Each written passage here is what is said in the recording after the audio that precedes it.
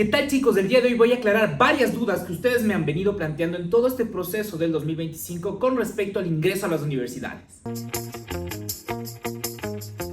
Profe Fabri, ¿cuáles son los pasos para ingresar a la universidad? Existen varios pasos, pero yo el principal y el que lo resaltaría sería el registro nacional. ¿Por qué? Porque si tú no realizas el registro nacional, no puedes inscribirte en ninguna de las universidades públicas de acá del Ecuador.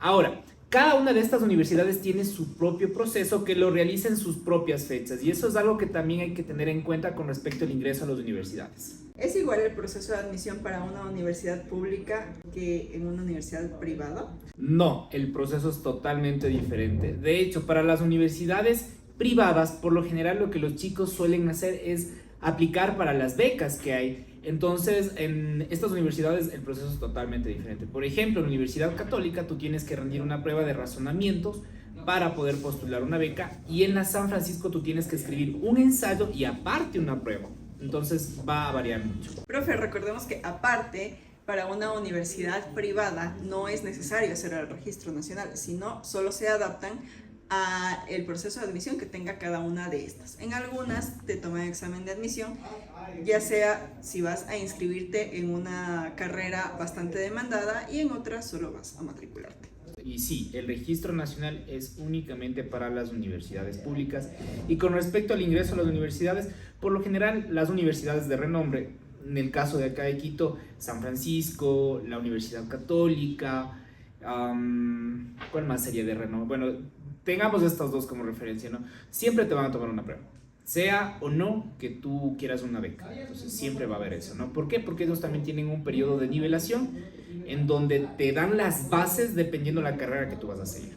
Profe, ¿qué pasa si me inscribo y no doy el examen de admisión? ¿Tengo alguna sanción? Con respecto a esto, no hay ninguna sanción. La sanción tú obtendrías si es que tú postulas, aceptas el cupo ya en la página de Cenecit y no te presentas a clases. ¿Por qué? Porque lo que estás haciendo es dejando a una persona que también quería ingresar a la universidad sin la oportunidad de estudiar. Entonces es por eso que deben pensar súper bien cuando acepten el cupo. Entonces, si yo tengo algún problema personal o, en fin, ¿no? Y no podría estudiar, pues lo más am, ético de mi parte sería no aceptar el cupo, ¿no? Pero si me puedo inscribir, pues sí, pueden inscribirse, de hecho, en todas las universidades, que son 31 en el Ecuador, pues ahí elegir en cuál ustedes estudiarían. Claro, profe, aparte de que si ya hacen uso de este cupo y después se retiran, tienen una sanción de un periodo determinado que no pueden participar en el proceso de admisión, además de que ya tienen que pagar la carrera. Porque de hecho ha pasado, y recién pasó con algún estudiante, recuerdo. Lo que pasó es que él ya aceptó su cupo en X universidad y después también le dieron el cupo en otra y él también aceptó, pero lógicamente cuando aceptó este segundo cupo se le cobraron aranceles porque ya es una segunda carrera la que va a realizar.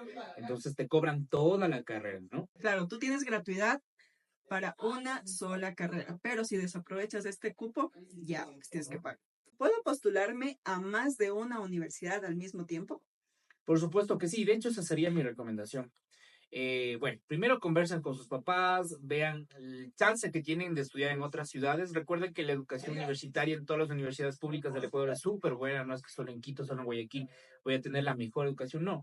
Hay otras universidades en Manabí, en Quevedo, etcétera, que también son súper buenas. Entonces, yo sí les recomiendo que mientras más postulen a más universidades, pues mucho mejor, porque voy a tener más opciones con respecto a un cupo, ¿no? Entonces, hay que tener en cuenta eso. ¿Puedo cambiarme de carrera o universidad después de ya haber empezado? Por supuesto que puedes, pero eso sí, si tú quieres ingresar al mismo semestre en el que tú te quedaste, eso va a depender mucho de la facultad, ni siquiera de la universidad, sino de la facultad en la que tú estás estudiando esa carrera. Entonces, bueno, ahí sí depende, ¿no? Tendrías que averiguar en la facultad si es que puedes revalidar materias para que puedas estar en el mismo nivel que estaba. Profe, ¿qué pasa si no hago el registro nacional? Si no haces el registro nacional, te tocaría esperar al siguiente periodo porque esa es la parte más importante de este proceso. Básicamente es la que te da el acceso a que tú te inscribas en cualquier universidad pública del Ecuador. Entonces, yo sí les recomiendo, muchachos, estén súper pilas que ya mismo se van a anunciar estas fechas para que ustedes puedan ingresar y realizar todo este proceso para las universidades públicas. ¿Cómo hago el registro nacional? El registro nacional en realidad es súper fácil. Tú tienes que ingresar a la página de Cenecit, crear tu usuario, crear tu contraseña. Te va a pedir tus datos como la cédula, tus nombres, si en tu casa tienes tanto número de computadoras, si tienes acceso a Internet. Son preguntas realmente básicas las que te van a plantear. Pero lo principal es que tú generas tu usuario y tu contraseña. O sea, eso es lo principal que buscas en decir con este registro nacional. Es lo mismo el registro nacional que el registro social. No es lo mismo. El registro social son datos puntuales con respecto a tu origen social.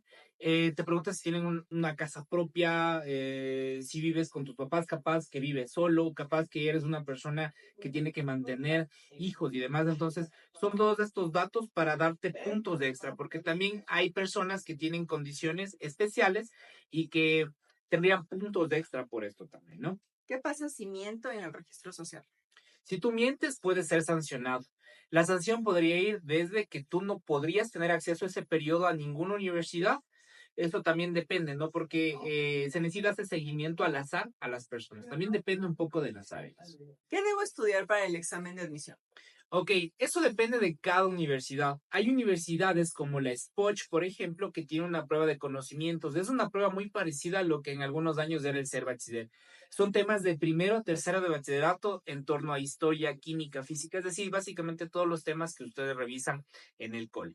Pero hay universidades como por ejemplo la Universidad Central que te toma preguntas enfocadas en razonamiento verbal, razonamiento lógico, razonamiento numérico. Entonces, depende de la universidad, ¿no? Hay algunas que te toman teoría y hay otras que te toman razonamientos. ¿Qué es la postulación y cómo funciona? La postulación básicamente es elegir la carrera que yo quiero estudiar en la facultad. Bueno, eso depende de la universidad.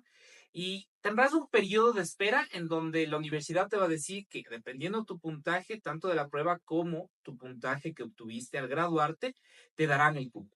Entonces la postulación es cuando yo digo que quiero estudiar en primera instancia medicina, ¿ya?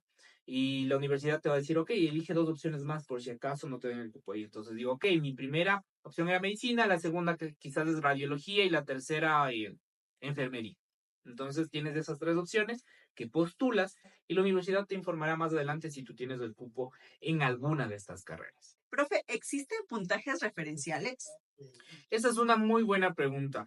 En la actualidad, los puntajes referenciales, yo creo que es un mecanismo, un método de brindarles esperanza a los estudiantes, pero hay que tener los pies en la tierra, chicos. ¿Por qué les digo esto? Porque actualmente la educación ha sufrido de varios recortes con respecto al presupuesto y lógicamente esto va a tener una incidencia en el número de cupos que yo puedo ofrecer a los chicos. Entonces, hoy en día, lo que funciona es lo siguiente, o sea, ya no hay el puntaje referencial, sino que las mejores notas, los mejores puntajes que apelan a tal carrera son los que pasan. Entonces, si tengo 30 cupos como universidad para ofrecer a los estudiantes y tengo 30 personas que tuvieron 1000 puntos, entonces esas 30 personas son las que tienen el cupo.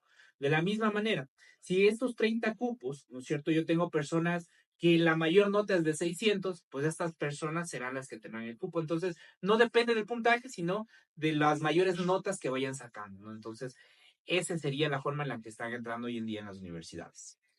¿Cómo sé si me dieron cupo? Para que tú sepas si te dieron cupo, en el momento en el que tú te inscribes en cada una de estas universidades, en cada una de las páginas web o plataformas de las universidades, tú creas un usuario y una contraseña. Cuando tú generas este usuario y contraseña, tienes acceso a esa universidad en donde tú podrás observar el puntaje que sacaste en tu prueba. Y no solo eso, sino que podrás conocer el puntaje con el que tú estás postulando, es decir, el promedio de tu prueba, de tu evaluación, junto al promedio de la nota de grado de tu cole. Entonces, ahí conoces en cada una de estas plataformas. ¿Por qué?